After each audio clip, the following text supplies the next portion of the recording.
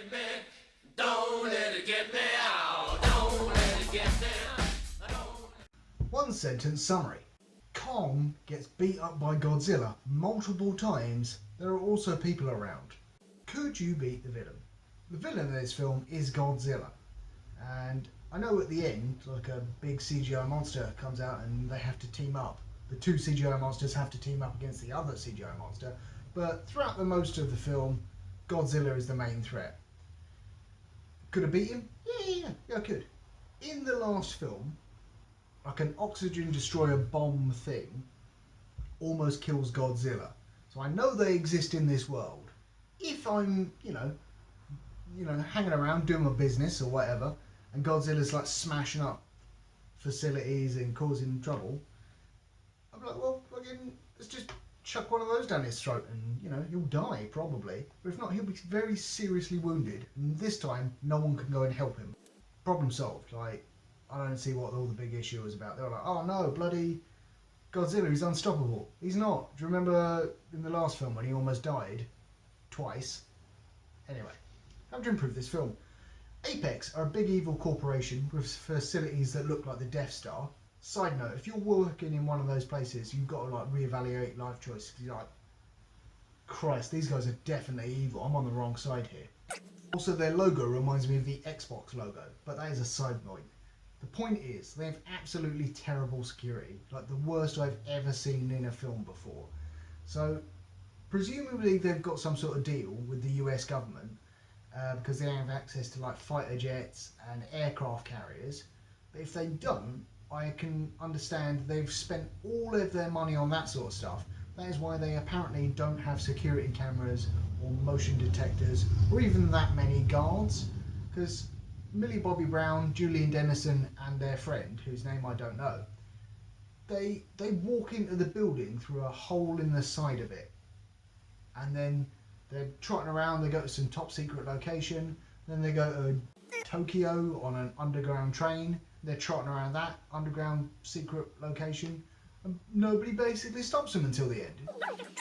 Speaking of Millie Bobby Brown and Julian Dennison, they don't need to be in this film, and neither do several other characters whose, again, names I don't know. Prime example though, Millie Bobby Brown doesn't do anything in the finale of the film, bearing in mind she was like the main character of the last one maybe. Julian Dennison, the kid from Deadpool 2, he hacks, or at least attempts to hack, into a computer system to, stop Robo Godzilla, and his doing that stuff and like pouring a drink into the computer doesn't actually do anything anyway. So what was the point in them being there? Oh wait, it was for exposition, I understand. I'm pretty sure that we accidentally made an evil villain from the remains of the villain of the last film. Happened in one of the Transformers films, like with Mark Wahlberg in it. So that's not something you should aim for as a filmmaker, I feel.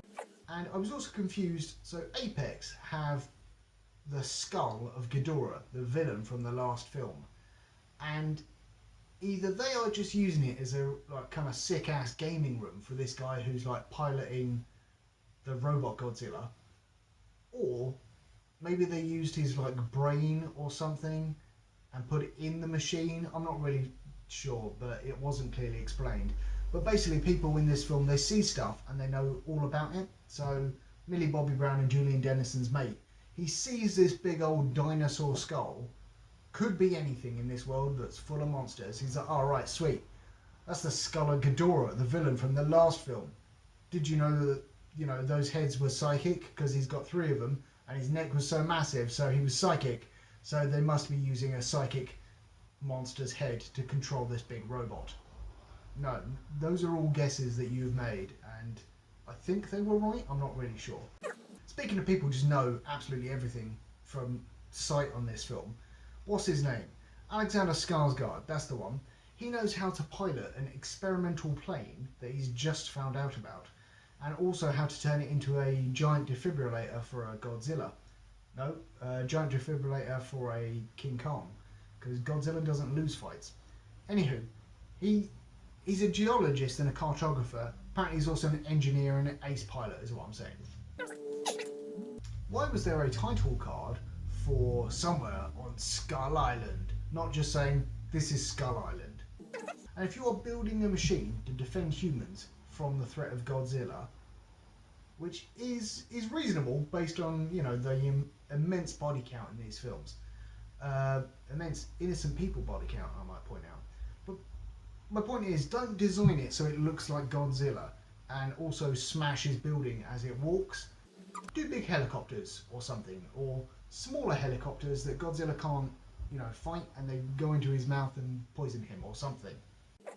Apex, the evil organisation, have skull crawlers from the King Kong film, and those things, I believe, only live on Skull Island, or presumably at the centre of the Hollow Earth. More on that later. But how did they get those animals? Because Monarch appear to be controlling Skull Island and even have it as like a domed facility, which, you know, for some reason means Kong doesn't have... It's like the Truman Show where he lives in a bubble. And I'm sure in that they mentioned that they have to give him extra vitamins or whatever. But no one mentions, oh yeah, we don't let King Kong see the sun, but he hasn't got rickets or whatever. How are Monarch... Well, actually, maybe Apex got the skull crawlers because Monarchs suck. Because how are they not watching that giant ape 24/7, and he's given enough free time to hang out with a small child to learn sign language? How exactly does dropping a depth charge, or more than one depth charge, on Godzilla help King Kong when Godzilla is holding King Kong? So you are dropping a depth charge on King Kong as well.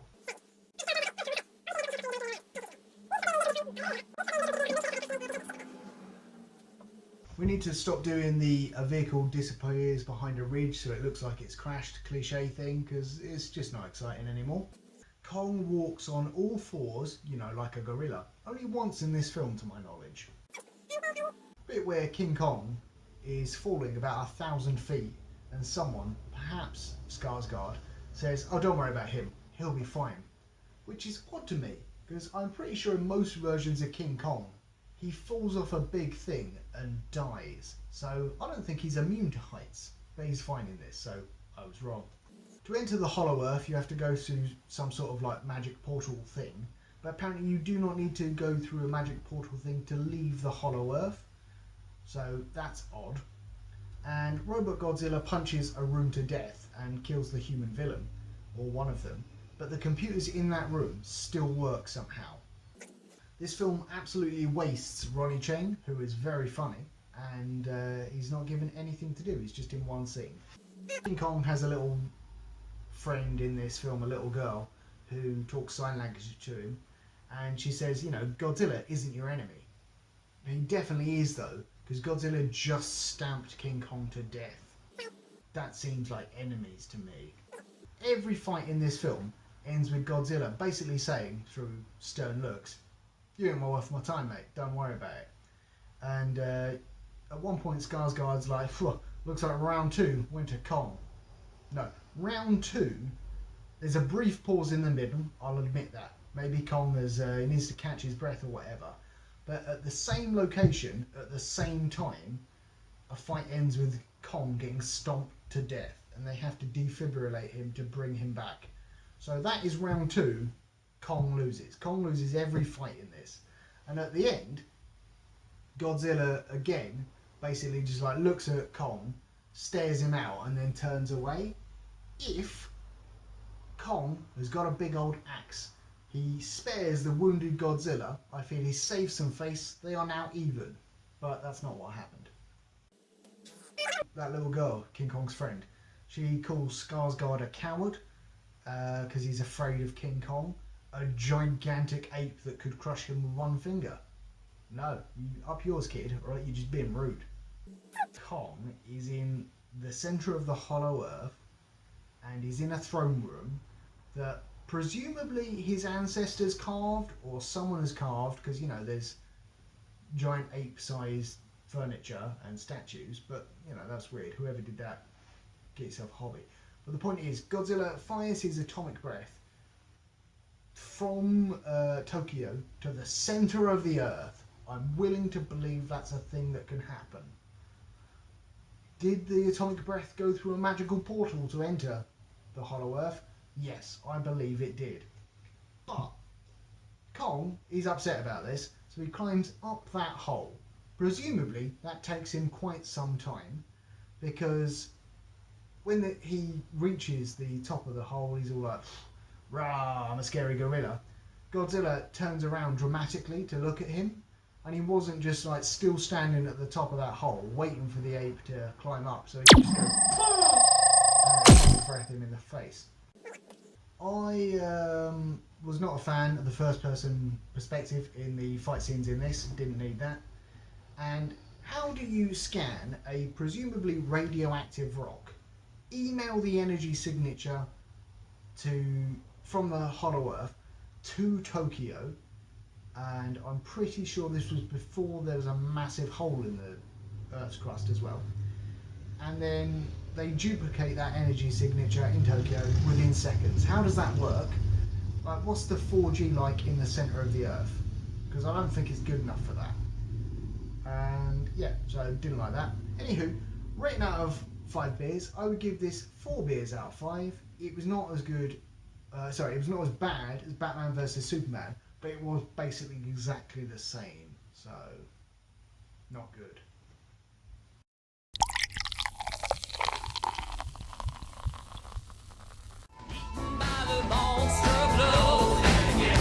It's hard.